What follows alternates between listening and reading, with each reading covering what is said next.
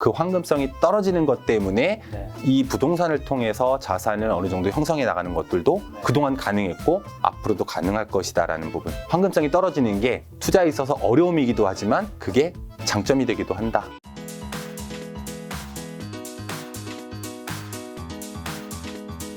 오늘 책은 부동산 투자 그렇게 하는 거 아니야 편입니다.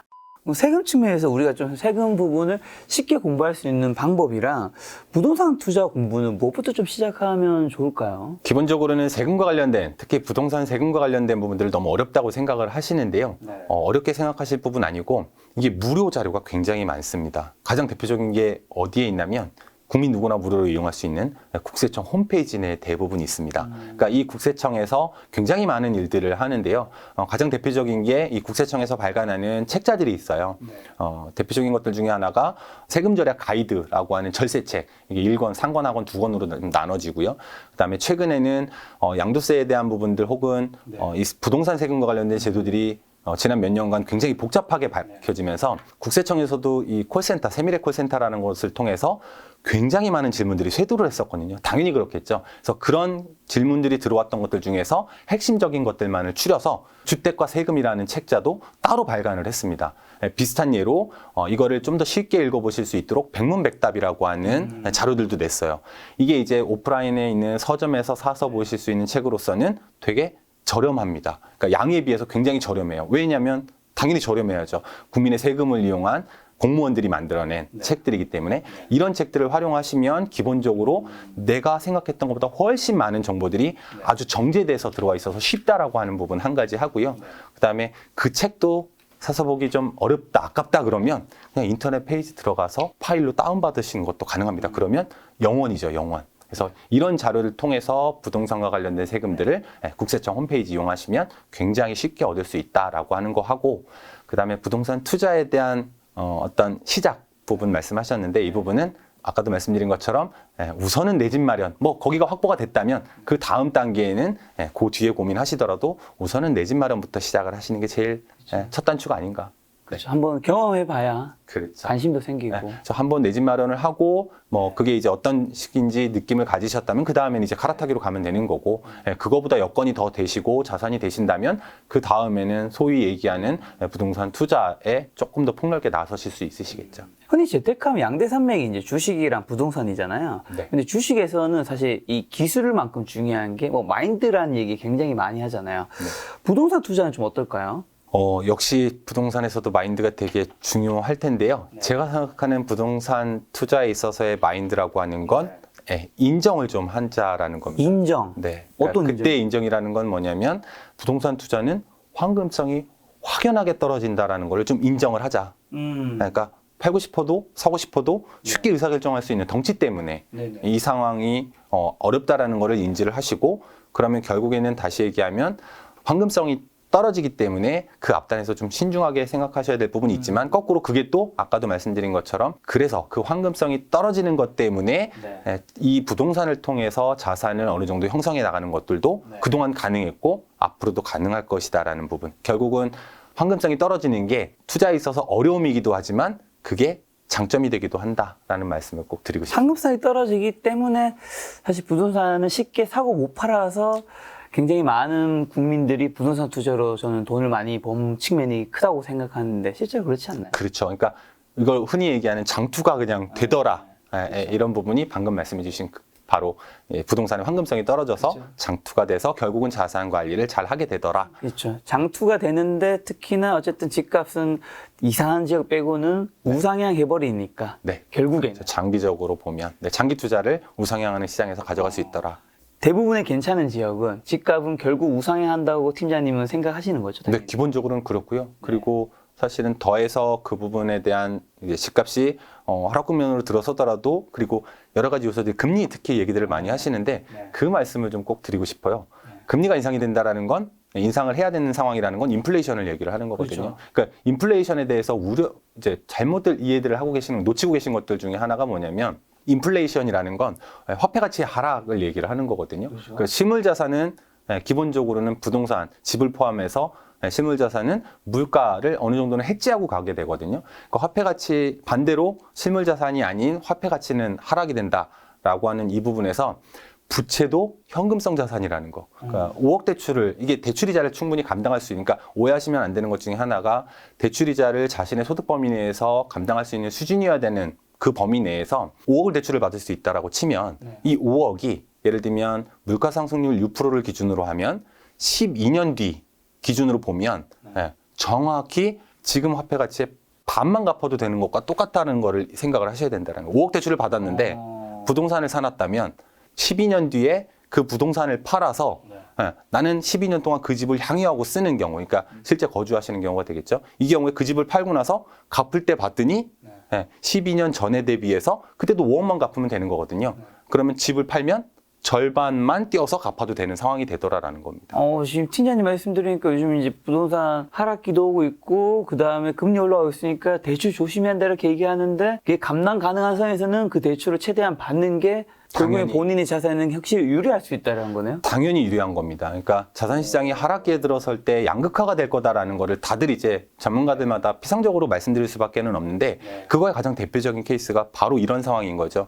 그러니까 대출을 소득으로 감당할 수 있는 범위 내에서, 그러니까 절대 무리해서 투자하라는 얘기는 아니고 감당 가능한 범위 내에서라면 아까도 말씀드린 것처럼 이게 산수입니다. 그러니까 물가 상승률이 현재 지금 6% 굉장히 높은 수준이라고 하는데 그럴 리도 없겠지만 그게 12년 동안 계속된다라고 하면 딱 정확히 지금 갚아야 되는 빚, 지금 낸 빚은 지금 시점 기준으로 12년 뒤에는 반만 갚는 것과 똑같다. 그게 바로 인플레이션에 숨겨져 있는 함이다라고 하는 거죠. 지금 팀장님 말씀은 대출을 금리 인상 시기에 굉장히 무서워하실 수 있지만 그걸 잘 체크해서 최대한 좀 잘 활용하셨으면 좋겠다 말씀해 주신 것 같은데, 그럼 2022년 지금 하반기 좀 주목해야 할 부동산 투자는 좀 뭘까요?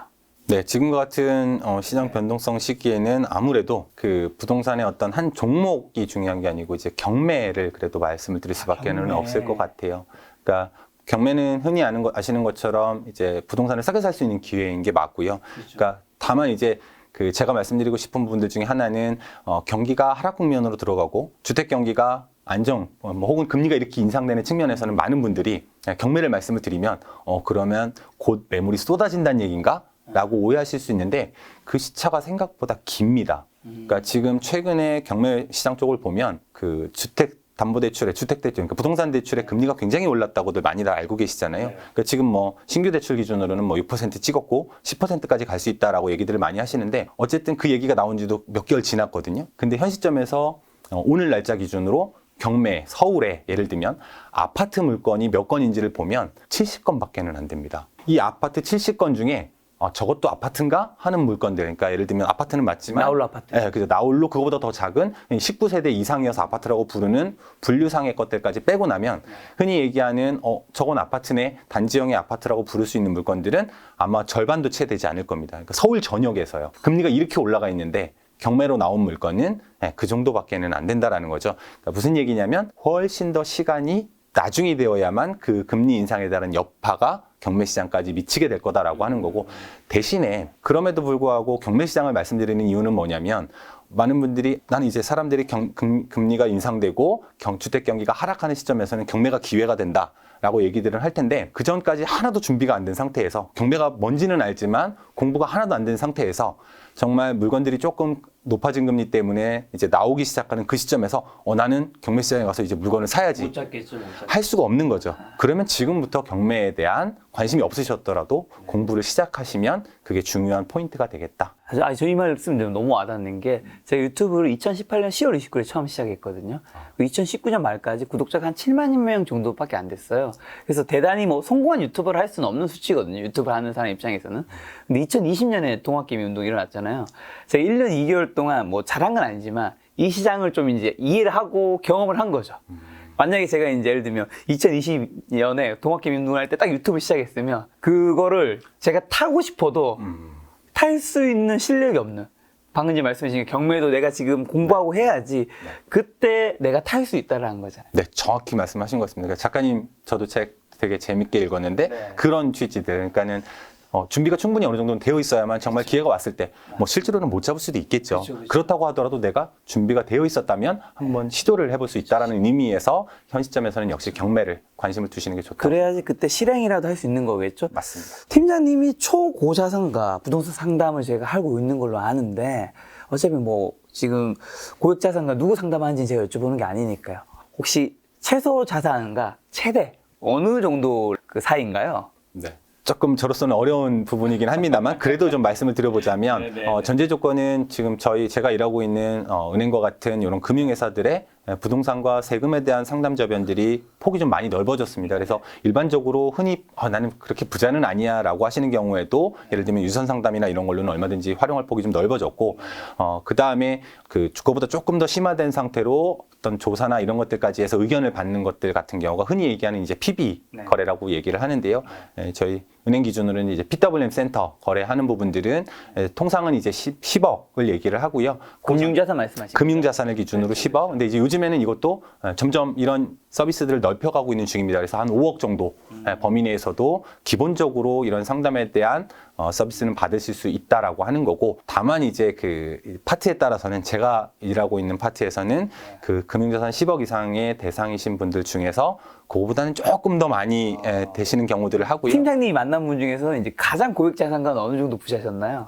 뭐 사실은 저는 부동산 파트만을 담당을 하고 있기 때문에 나머지 재산에 대한 걸 PB팀장님처럼 자세히 다 알지는 못합니다만 은행 내에서도 이제 얼핏 떠오르는 것 중에 하나는 뭐냐면 가지고 계신 빌딩만 한 3천억 정도 되는, 이게 법인으로 보면 뭐 그거는 일반적인 경우일 수 있는데 순수한 개인으로서 한 3천억 정도의 빌딩이신 경우도 있었고요. 사실은 작은 경우에는 뭐 정말 적은 경우도 많이 있습니다. 그래서 그러면 어쨌든 1,000억대 이상의 부자, 부동산만으로도 1,000억대 이상, 금융자산까지 더 훨씬 많은 분들 상담하신 경우들이 있잖아요.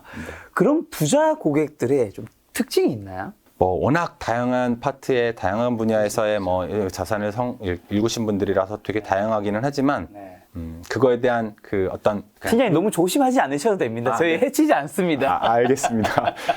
그런 시점에서 놓고 보면 이게 있습니다. 그러니까 의외로 그 정도의 자산인데도 불구하고 공부를 하신다라는 거. 그러니까 역시 또 되게 식상할 수 있는데 저는 그게 15년 동안 일하면서도 굉장히 놀라운 일이었었어요. 그러니까 그 정도의 자산을 자기가 기본적으로는 성공하신 어떤 사업이 될 수도 있고 어떤 특정 전문 분야일 수도 있는데 이 부분을 그 성공으로 이끌었을 뿐만 아니라 그런 상황에서 본인들이 잘 모르는 파트, 가령 예를 들면 제가 뵙는 거는 부동산 혹은 부동산과 관련된 세금 파트에 있어서도 굉장히 공부를 계속 하시더라. 그러니까 꽤 많이 알고 오시더라. 라고 하는 부분이 한 가지가 있고요. 또 한 가지는 비슷한 맥락인데 남의 얘기를 꽤 잘 들으세요. 본인도 공부를 했지만 남의 얘기도 잘 듣는. 그렇죠. 그러니까 여기서 재밌다라고 느꼈던 것 중에 하나는 뭐냐면 제 주변에 이제 저는 부동산 쪽 일만 계속 해왔지만 제 주변에 그런 이렇게 폄하하는 건 아니지만 제 주변에 있는 지인이나 가족분, 뭐 이렇게 가까운 친구나 혹은 친구의 친구들 얘기 보면 그렇게 저한테 부동산 얘기를 하시는 분들이 많습니다. 그러니까 비전문가가 시장이 이렇다. 그러니까 내가 봤던 뭐 내 친구는 이렇다. 그러니까 더 결정적인 건 뭐냐면 그런 부동산 시장 얘기를, 세금 얘기를 막 하시면서 제 얘기는 안 들어요. 그러니까 남의 얘기는 안 여기 들어요. 세무사의 부동산 전문가인데. 그러니까 이제 오히려 자산이 충분히 많이 읽으신 분들 같은 경우에는 저는 그게 굉장히 좀 독특한 부분이라고 느꼈습니다. 그렇죠. 그러면 그런 부자분들은 최근에는 좀 어떤 부동산에 사고 계신지랑 그다음에 어떤 부동산이 아니라면 재테크를 하면 어떤 거 하고 계세요? 요즘에 제가 드는 생각 중 하나가 사실 주식 뭐 엄청 안 좋잖아요. 그렇죠. 분위기가. 요즘 반등 좀 하긴 했지만 그냥 부동산도 지금 하락세로 간다는 얘기 있고 가상화폐도 굉장히 안 좋은 거. 그러니까 고액자산가는 어쨌든 아무래도 현금 보유 비중도 꽤 있으실 거잖아요. 아무래도 안전한 포트폴리오를 위해서 뭐 살 것도 특별히 없는 것 같거든요. 일반 저희 개인은 요즘에는 어디서 돈 넣으면 마이너스 되고 있으니까 또 현금 들고 있으면 화폐 가치 하락하고 있고 떨어지고. 네.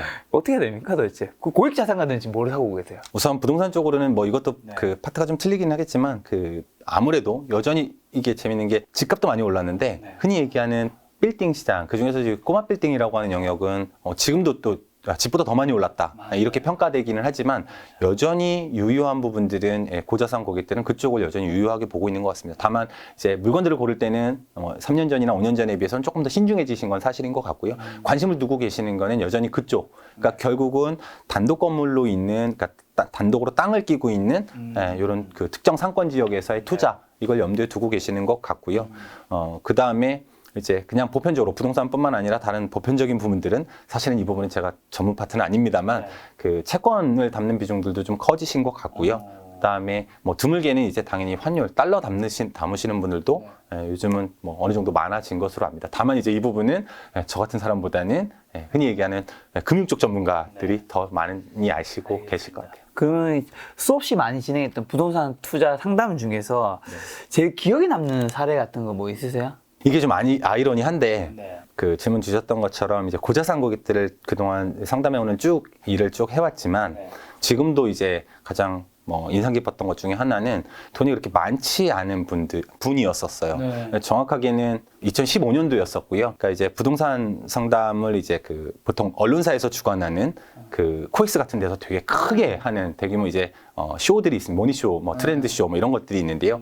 그런 상담에서 이제 은행에서도 파트로 나가서 강의를 하기도 하고 상담을 하기도 하거든요. 부스 같은 데서. 예, 맞습니다. 거기서 상담을 했었던 한 그 부부였었는데요.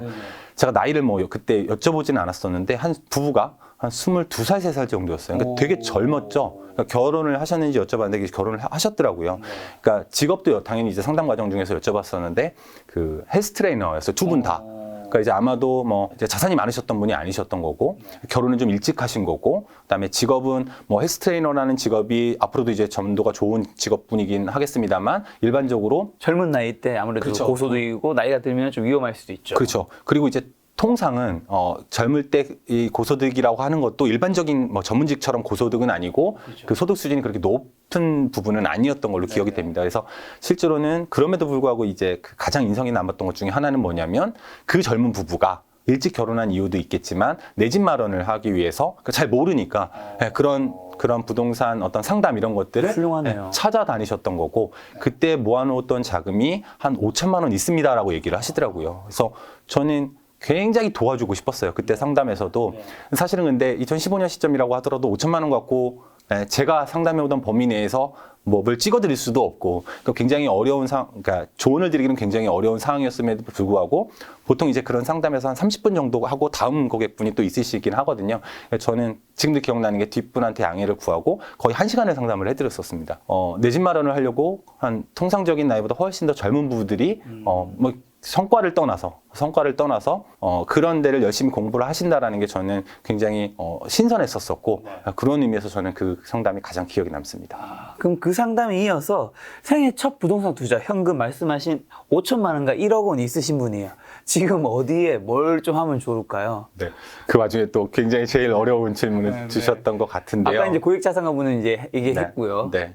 이제 금액 따라 틀리겠지만 뭐 지금 말씀해주신 예시로 들어주신 금액을 보면 1억 지역에 따라 좀 틀릴 겁니다. 서울에서는 불가능한 수치라고 보여지고요. 인정할 건 또 인정해야 되겠죠. 대신에 이제 경기도 외곽으로 가거나 아니면 지방 지역 쪽 이제 그렇게 해서 내 집 마련을 하시려는 집들이 지방 지역 쪽이거나 아니면 경기도에서도 조금 외곽 쪽에 가깝다라고 한다면 여전히 기회는 그런 물건들은 사실 수 있는 물건들 충분히 많다고 생각합니다.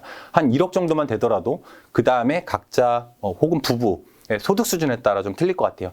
대출에 대한 그 금리가 어쨌든 계속 인상되는 시기이기 때문에 그 금리에 대한 그 인상되는 원리금의 상환에 대한 거를 가능한 범위 내에서 가장 좋은 건 1억의 자금이라고 하면 1억 자금에 대출을 소득 수준에 맞춰서 최대치로 받아서 직접 거주하면서 운용을 하실 수 있는 범위. 그러니까 금리가 조금 더 높아질 것까지 예상을 하셔야 되고요. 그 수준에서 감당 가능하다라고 하면 서울 외에 다른 외곽 지역에 있는 곳. 근데 그래도 사실은 살 수 있는 물건들이 별로 많지는 않을 거예요. 그럴 경우에는 뭐냐면 눈높이를 낮춰야죠. 이때 눈높이라는 건 뭐냐면 덜 좋은 집으로 들어가는 것이 아니라 작은 집으로 들어가시는 게 방법일 수 있을 거라고 생각합니다. 입지는 좋은 곳이지만 그래도. 그렇죠. 맞습니다. 면적이 좀 작으면 불편하시겠지만 그런 젊은 세대에서는 역시 그 모아놓은 자금으로 할 수 있는 범위가 있을 것 같고 5천 범위 내에서는 역시 경매를 계속 공부하시라고 밖에는 지금으로서는 특별히 말씀드리기는 좀 어렵지 않겠나 싶습니다. 지금 팀장님께서 대출을 최대한 가능한 선에서는 이제 당겨라고 얘기하셨잖아요. 네. 그러면 그 예를 들면 100% 정도 내가 뭐 땡길 수 있는 금액이 있다면 50%까지 땡기면 뭐 남은 50% 안 땡긴 거잖아요. 네. 이로 인해서 이제 생기는 장점은 당연히 더 안전하고 마음이 편한 거일 거고 안 좋은 건 뭐가 있는 거죠? 네, 그때의 어떤 뭐 리스크라고나 할까요? 이 부분은 뭐냐면 내가 시작할 수 있는 시작점 자체가 너무 낮아진다는 데 있는 거죠. 첫 걸음이 너무 짧게 띄어지게 되면 그 다음에 뭐 쫓아서 가려면 더 빨리 움직여야 되거든요. 그러니까 그게 유일한 뭐 맹점이라면 맹점이겠습니다. 신한은행에 언제 입사하셨죠? 제가 2007년도에 입행했습니다. 네. 은행은 사실 예대 마진이 굉장히 중요하잖아요. 그러면 지금의 시대에서 어쨌든 대출을 하려고 하는 거는 굉장히 중요할 텐데 이 대출을 좀 잘 못 하려고 하는 분도 계실 텐데 대출을 하려고 하는 게 얼마나 중요한지 혹시 한마디 해주실 수 있을까요? 내가 가지고 있는 자산이 충분하다면, 투자 자금이 충분하시다라고 하면 저는 은행이지만, 은행에서 일을 하고 있지만, 그리고 세무를 쪽을 잘 아는 사람이기도 하지만, 쓸 필요가 없다면, 뭐 부동산을 살 때에도 쓰지는 말라고 말씀을 드립니다. 그러니까 예를 들면 특히 상가 같은 경우에도 많이들 얘기하시는 게 어떤 그 수익형 부동산을 살 때, 집도 마찬가지일 텐데요. 수익형 부동산을 살 때 이제 대출 이자에 대한 거는 집은 이제 경비 인정이 안 되는데 상가 같은 경우에는 경비 인정이 되기 때문에 경비 인정이 되니까 세금상 이득이 있다. 대출을 받으면 이거 사실은 다 거짓말이죠. 무슨 소리냐면 은행에다 100이라는 이자를 내고 경비 인정은 개인 같으면 40%를 인정을 받는 거예요. 60은 없어졌잖아요. 다시 얘기하면 60이 어디로 갔는지 봤더니 은행에 들어간 거거든요. 그러니까 결국은 자금이 충분한 사람 입장에서는 상황에 따라서는 굳이 대출을 받을 필요가 없습니다. 근데 자금이 충분하지 않은 사람 입장에서는 대출을 받아서라도 해야 되는 게 바로 그런 차이점인 거고 이게 이제 흔히 얘기하는 레버리지인 거죠. 그러니까 내가 가진 자산이 적다 보면 레버리지를 활용하는 거는 사실은 선택이 아니라 필수라고 하는 측면이 있다. 자, 현재 부동산 시장이 보합 혹은 하락세를 이제 보이고 있는데 기존 상승장에서는 사실 묻지마 투자를 해도 이제 되는 상승장이었죠. 근데 지금은 단순히 가격만 보고 이제 투자를 하면 안 된다고 생각하는데 우리가 가격만 보느라 놓치고 있었던 거는 좀 어떤 것들이 있었을까요? 흔히 얘기하는 부자들의 투자법이라고 하는 것과 그 다음에 무주택자 그리고 1주택자, 1주택 갈아타기를 하려는 사람 더 세분화하면 이분들의 투자의 방식이 다 같을 수가 없다라는 점을 특히 주의하실 필요가 있다고 생각이 됩니다. 결이 좀 다르긴 하지만 이제 같은 예로 지방의 1억 미만의 어떤 그 주택에 대해서 세제상의 혜택 때문에 굉장히 많은 분들이 관심을 두셨었고 실제로 그 과정에서 법인이나 투자자들도 많이 사신 걸로 알고 있고 그 이제 시류에 휩쓸려서 그렇지 않은 분들, 그런 집들을 투자해서는 안 되실 분들도 많이 하신 걸로 알고 있거든요. 아마 유혹 포인트는 명확했을 겁니다. 하고는 싶은데 내가 가진 자산이 충분하지 않으니까 지방에 있는 전세는 가득 올라와 있고 그 다음에 매매가는 거의 전세가 육박하는 이런 물건들이었을 거예요. 이 부분은 뭐냐면 그 투자가 뭐 꼭 옳다 그르다, 그러니까 그걸로도 돈을 버는 사람들이 분명히 있기는 하겠지만 이걸 떠나서 이 자산이 어느 정도 있는 사람들에 대한 투자법과 무주택인 사람들의 투자 방식 자체는 다를 수밖에는 없다라고 하는 거. 상대적으로 자산이 적다라고 한다면 오히려 내가 예를 들면 흔히 몸빵이라고 하나요?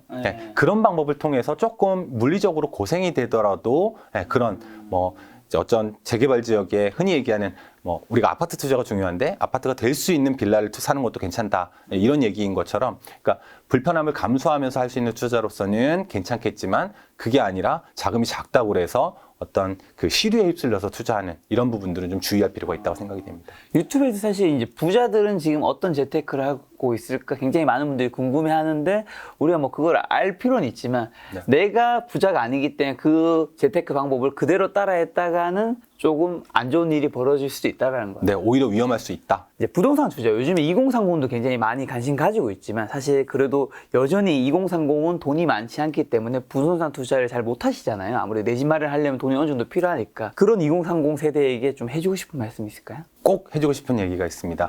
우리가 흔히 이제 고연령층, 그러니까 40대, 50대 혹은 60대, 50대, 60대가 이제 대한민국의 자산의 상당 부분을 좀 사실 가지고 있는 게 팩트인데요.